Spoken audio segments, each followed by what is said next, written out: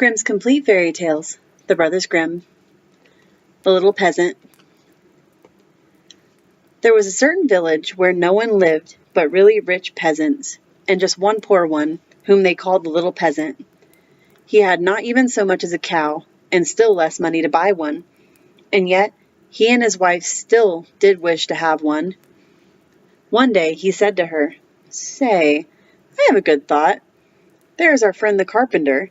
He shall make us a wooden calf and paint it brown, so that it looks like any other. And in time it will certainly get big and be a cow." The woman also liked the idea, and their friend the carpenter cut and planed the calf, and painted it as it ought to be, and made it with its head hanging down as if it were eating. Next morning, when the cows were being driven out, the little peasant called the cowherd and said, "Look, I have a little calf here, but it is still small and has to be carried." The cowherd said, "All right," and took it in his arms and carried it to the pasture and set it among the grass. The little calf always remained standing and seemed to be eating all the time, and the cowherd said, "It will soon be able to run alone. Just look how it eats already." At night, when he was going to drive the herd home again, he said to the calf, "If you can stand there and eat your fill, you can also go on your 4 legs. I don't care to drag you home again in my arms." But the little peasant stood at his door and waited for his little calf. But when the cowherd drove the cows through the village, and the calf was missing, he inquired where it was. The cowherd answered, "It is still standing out there eating. It would not stop and come with us." The little peasant said, "Oh, but I must have my beast back again." Then they went back to the meadow together, but someone had stolen the calf, and it was gone. The cowherd said, "It must have run away." The peasant, however, said, "Don't tell me that," and brought the cowherd before the mayor, who for his carelessness condemned him to give the peasant a cow for the calf which had run away. And now the little peasant and his wife had the cow for which they had so long wished, and they were heartily glad. But they had no food for it, and could give it nothing to eat. So it soon had to be killed. They salted the flesh, and the peasant went into the town and wanted to sell the skin there, so that he might buy a new calf with the proceeds.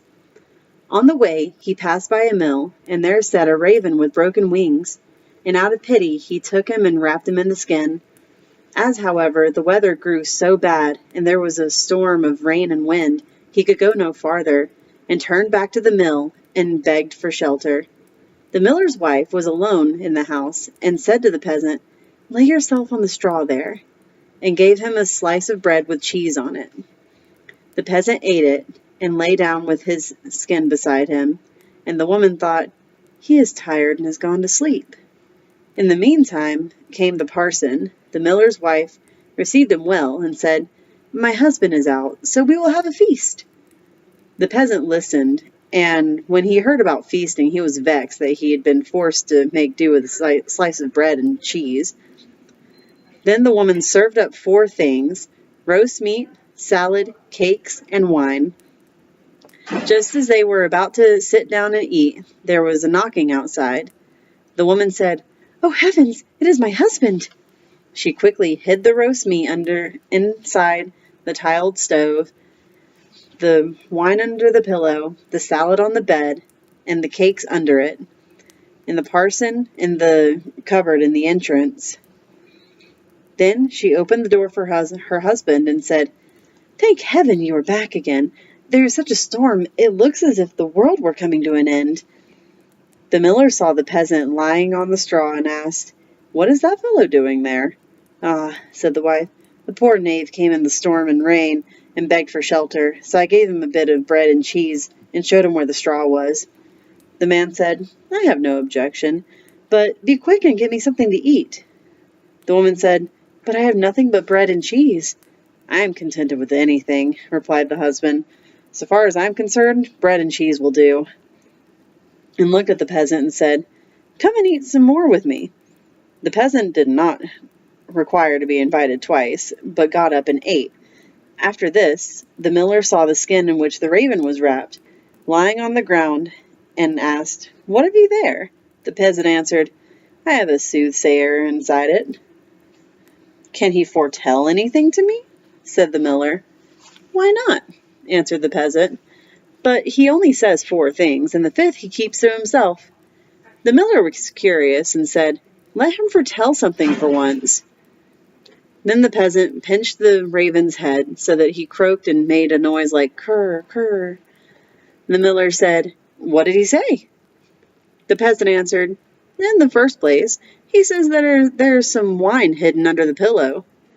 Bless me, cried the miller, and went there and found the wine. Now go on, said he. The peasant made the raven croak again and said, In the second place, he says there's some roast meat in the tiled stove. Upon my word, cried the miller, and went there and found the roast meat. The peasant made the raven prophesy still some more, and said, Thirdly, he says there's some salad on the bed. That would be a fine thing, cried the miller, and went there and found the salad. At last, the peasant pinched the raven once more till he croaked, and said, Fourthly, he says there are some cakes under the bed. That would be a fine thing, cried the miller, and looked there and found the cakes. And now the two sat down to a table together, but the miller's wife was frightened to death, and went to bed and took all the keys with her. The miller would have very much liked to know the 5th, but the little peasant said, First, we will quickly eat the 4 things, for the 5th is something bad. So they ate, and after that they bargained how much the miller was to give for the 5th prophecy, until they agreed on 300 talkers. Then the peasant once more pinched the raven's head till he croaked loudly. The miller asked, What did he say? The peasant replied, He says that the devil is hiding there in the cupboard in the entrance. The miller said, The devil must go out, and opened the door. Then the woman was forced to give up the keys, and the peasant unlocked the cupboard. The parson ran out as fast as he could, and the miller said, It was true, I saw the black rascal with my own eyes. The peasant made off next morning by daybreak with 300 talkers. At home, the small peasant gradually launched out. He built a beautiful house, and the peasant said, The small peasant has certainly been to the place where golden snow falls, and people carry the gold home in shovels. Then the small peasant was brought before the mayor and bidden to say where his wealth came. He answered, I sold my cow's skin in the town for 300 talkers. When the peasants heard that, they too wished to enjoy this great profit and ran home, killed all their cows, and stripped off their skins in order to sell them in the town to great advantage. The mayor, however, said, But my servant must go first. When he came to the merchant in the town, he did not give her more than 2 talkers for a skin. And when the others came, he did not give them so much, and said, What can I do with all these skins? Then the peasants were vexed that the small peasant should have thus deceived them, wanted to take vengeance on him, and accused him of this treachery before the mayor. The innocent little peasant was unanimously put to death, and was to be rolled into the water in a barrel pierced full of holes. He was led forth, and a priest was brought who was to say a mass for his soul. The others were all obliged to retire to a distance, and when the peasant looked at the priest, he recognized the man who had been with the miller's wife. He said to him, I set you free from the cupboard. Set me free from this barrel. At this same moment up came with a flock of sheep the very shepherd who the peasant knew had long been wishing to be mayor. So he cried with all his might, No, I will not do it. If the whole world insists on it, I will not do it. The shepherd, hearing that, came up to him and asked, What are you talking about? What is it that you will not do?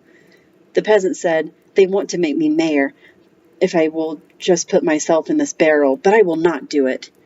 The shepherd says, If nothing more than that is needed in order to be mayor, I would get into the barrel at once.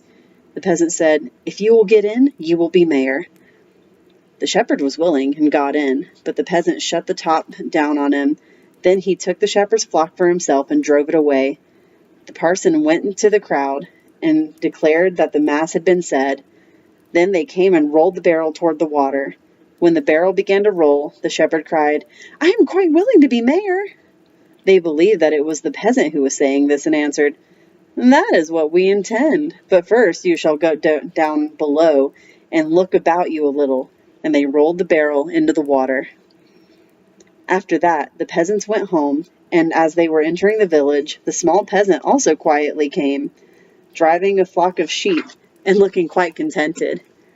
Then the peasants were astonished and said, "Peasant, from where do you come? Have you come out of the water?" "Yes, truly," replied the peasant. "I sank deep, deep down until at last I got to the bottom. I pushed the bottom out of the barrel, crept out, and there were pretty meadows on which a number of lambs were feeding, and from there I brought this flock away with me." Said the peasants, "Are there any more there?" "Oh, yes," said he, "more than I could do anything with." Then the peasants made up their minds that they too would fetch some sheep for themselves, a flock apiece, but the mayor said, "I come first." So they went to the water together, and just then there were some of the small fleecy clouds in the blue sky, which are called little lambs, and they were reflected in the water, and the peasants cried, "We already see the sheep down below." The mayor pressed forward and said, "I will go down first and look about me, and if things look promising, I'll call you." So he jumped in, splash, went the water. He made a sound as if he were calling them, and the whole crowd plunged in after him. Then the entire village was dead, and the small peasant, as sole heir, became a rich man.